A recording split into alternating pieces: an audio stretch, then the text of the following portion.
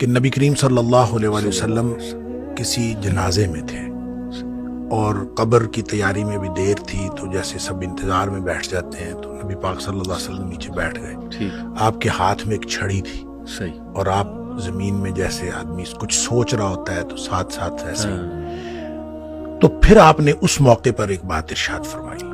پھر آپ نے دونوں کیفیتوں کو الگ الگ بتایا. آپ نے فرمایا جب مومن کی روح نکلتی ہے تو فرشتے آتے ہیں، ملک الموت جنت سے کفن لے کے آتے ہیں، اور وہ جیسے میں نے پہلے بھی عرض کیا کہ وہ آ کے فرشتے سارے اپنی اپنی ڈیوٹیاں لگ جاتی ہیں، اور پھر وہ اس کے کان میں آ کے کہتا ہے ایتھا النفس الطیبہ، اے پاکیزہ روح نکلو، اخرجی الی مغفرۃ من اللہ ورضوان، سبحان اللہ کی مغفرت اور اللہ کی خوشنودی کی طرف نکلو.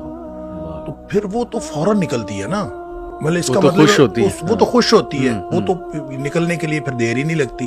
اور وہ جیسے پانی کی مشک بھری ہوئی ہے تو بند کھول دیا جائے، تخرج تسیل کما تخرج القطرۃ من فی السقا، وہ نکل جاتی. تو دوسرا جو ہے جب وہ مومن کے علاوہ کافر اور منافق کی موت کے لیے جب فرشتے آتے ہیں تو نبی کریم صلی اللہ علیہ وسلم نے فرمایا وہ جہنم سے بدبودار کفن لے کے آتے ہیں. اب اس طرح ڈیوٹیاں لگ جاتی ہیں، سب بیٹھ جاتے ہیں، تو وہ جو ملک الموت ہے وہ اس کے کان میں آ کے کہتا ہے ایتھا النفس الخبیثہ، اے ناپاک روح نکلو، اخرجی باہر نکلو، الی سخط من اللہ وغضب، اللہ کی ناراضگی اور اللہ کے غضب کی طرف نکلو. اللہ کی ناراضگی اور اللہ کا غضب تیرا انتظار کر رہا ہے.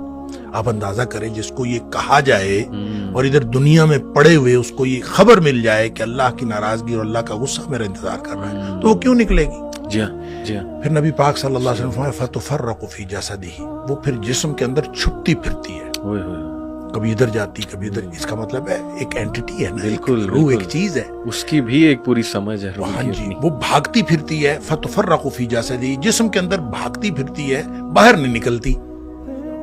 تو پھر فرشتے جو ہیں وہ فینزعہ، وہ پھر اس کو کھینچ کر نکالتے ہیں. اللہ اکبر. اور پھر اس کی جو نبی پاک صلی اللہ علیہ وسلم نے مثال بیان فرمائی، کما ینزع الصفود من الصوف المبلول، جس طرح سے گیلی اون ہو اور اس کے اندر گرم سلائی لوہے کی رکھ دی جائے اور پھر اس کو کھینچا جائے ایک طرف، ظاہر روئی وہ اون جو چمٹ جائے گی، تو اس کو ایک طرف سے کھینچیں گے تو وہ تو تار تار ہو جائے گی. فرمایا اس طرح فرشتے جو ہے اس کی جان نکالتے ہیں. قرآن کہتا ہے والنازعات غرقا، ڈوب کر کھینچ لینے والے فرشتوں کی قسم، سبحان اللہ. والناشطات نشطا، اور بند کھول دینے والے فرشتوں کی قسم.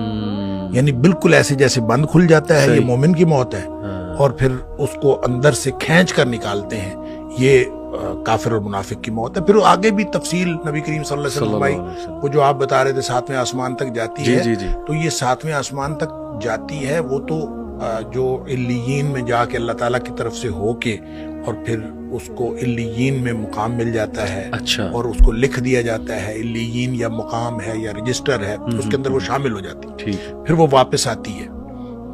اسی طرح جب منافق کی اور کافر کی روح جاتی ہے تو اس کو بھی فرشتے پکڑ کے لے جاتے آسمان کی طرف ہی ہیں، لیکن آسمان کے دروازے ہی نہیں کھولے جاتے.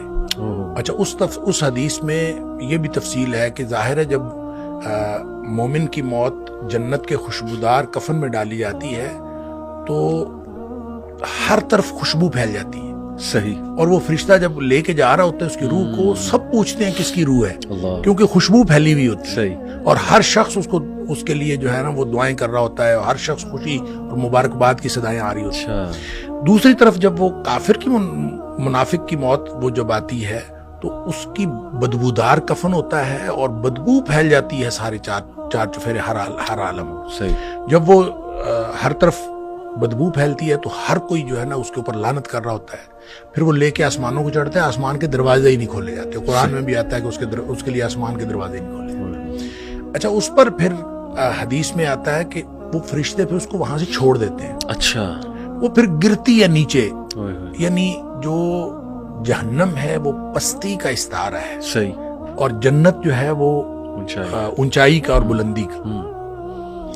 इल्लियीन जो है वो भी बुलंदी की बात है, सिज्जीन कोई बहुत पस्ती की बात है। जब फरिश्ते उसको लेके जाते हैं और आसमान के दरवाजे नहीं खुलते तो वो छोड़ दिया जाता है उसको, सही, और वो फिर गिरती है नीचे गहराइयों में, कहाँ जाती है अल्लाह को मालूम है।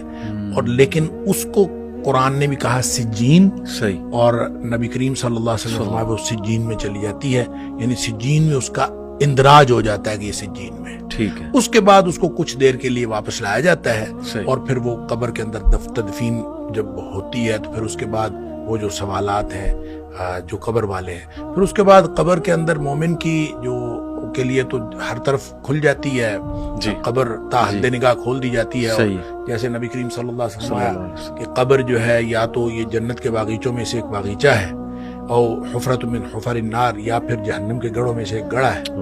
तो वो फिर जिसके लिए मोमिन के लिए वो जन्नत का बागीचा बन जाता है, और उसके लिए, और फिर वो उस वक्त तक सोया रहता है जिस वक्त तक आखिरत कायम नहीं हो जाती। बिल्कुल ठीक।